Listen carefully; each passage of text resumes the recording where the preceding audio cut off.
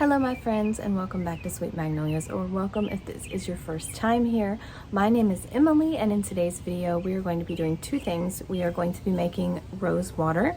I did this over, I think last Friday, I did this with some of my last of my spring knockout roses. I did this and it is just so beautiful and feminine and romantic.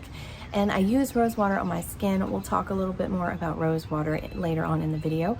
But we're gonna make rose water because I noticed this morning that this is all I had left of my roses. They started to wilt, and I wanted to get another batch of rose water before they all die. So we're gonna make rose water in today's video, and I'm also going to be taking you guys along with me while I redo my copper mold wall. My mother-in-law gave me a bunch of new copper molds for Mother's Day, and so I kind of want to redo my placement of my copper molds. So I'm going to be showing you guys the new ones, and we're also going to be redoing the wall. So if that sounds interesting to you, I hope that you will stick around to the end of the video. Please make sure to like the video if you enjoy it. That does help my channel. And if you are new and you are not a subscriber, I do hope that you will stick around and subscribe for future content. So let's go ahead and get started.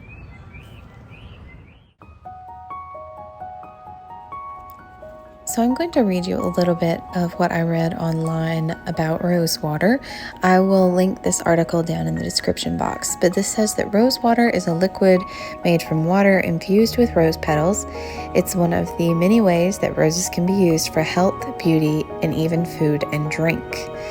And it says from room spray to a sweetly scented bath, rose water is a versatile part of a self-care routine. And there are different ways that you can make rose water. I chose to do the simmer method, which is what you'll be seeing me do in this video today. But it says in this article that it's been shown to be beneficial for skin health, eye health, digestion, headaches, infections, sore throat, and brain health. When it comes to the skin, rose water can help protect the cells against damage, soothe irritation, calm redness, ease symptoms of skin conditions like acne, eczema, psoriasis, and rosacea. So there are a lot of different skin benefits to rose water, and I primarily just use my rose water on my skin. I do think I'm going to add some to a bath soon because I have a lot of it and I need to use it up. But I do spray it on my skin in the morning and then at night as well. And I think it also acts as a little bit of like a natural perfume. And I have also used it in my house, just spraying it like a room spray. But basically, I'm using the simmer method. You can do it several different ways. You can do it by simmering, distilling, or you could use essential oils. But if you use essential oils, you do not want to use it like in your mouth. You don't want to ingest it. So For the simmer method, I took all of my petals off my roses and washed them to make sure there's no bugs or dirt or anything. And it's important that you use roses that have not been treated with any kind of pesticide, sprayed for aphids or anything like that. Mine have not, because I've had these roses growing. They grow every year and I never spray anything on them. But you definitely don't want to use store-bought roses because you don't know if they've been treated or not. But I went ahead and took my petals off and cleaned them to make sure there's no bugs or anything. And then I'm just going to add the water. You want to add enough water that it will cover all of the rose petals. And then once you get all of your water in your rose petals, make sure they're all covered. I kind of smushed mine down a little bit to make sure they were all in the water. Once you get all of that, you want to put it on low heat, not like all the way low, but like low to medium. You don't want to put it too high, because if you put it too high, it's going to cook too fast and it's going to burn. So you want to put it on, lowish to medium heat and keep an eye on it.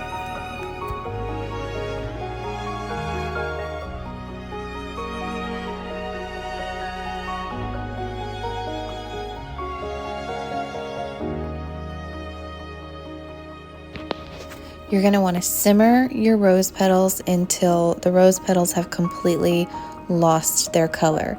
And you'll see by the end of this, all of my rose petals were white. All of the color had left my rose petals. That's what you want. So I covered mine and just kept a check on it until all of my petals had lost their color. And then I'm just going to strain it over this bowl. And then you're going to let it completely cool before you do anything with it. I just left it in my sink while I did my copper mold wall and just let it completely cool off before I transferred it to my jar and my spray bottle. So as far as the shelf life of rose water, when you do the simmer method, you can store it in your refrigerator in a jar for up to a month before you need to worry about bacteria developing in it. If you use the distillation process, it can last up to 6 months in a sealed, sterilized jar in your refrigerator. I also read in the article where it said that you could use a teaspoon of vodka per every 2 cups of water in either the distillation or the simmer method to help preserve it. There was another preservative mentioned. I cannot remember what that was, but it's in the article linked down below. I'm also curious if you could use rubbing alcohol for this, since rubbing alcohol is very similar to vodka. I'm not sure, but you definitely want to store it in the refrigerator, and depending on what method you use will depend on how long your rose water will last.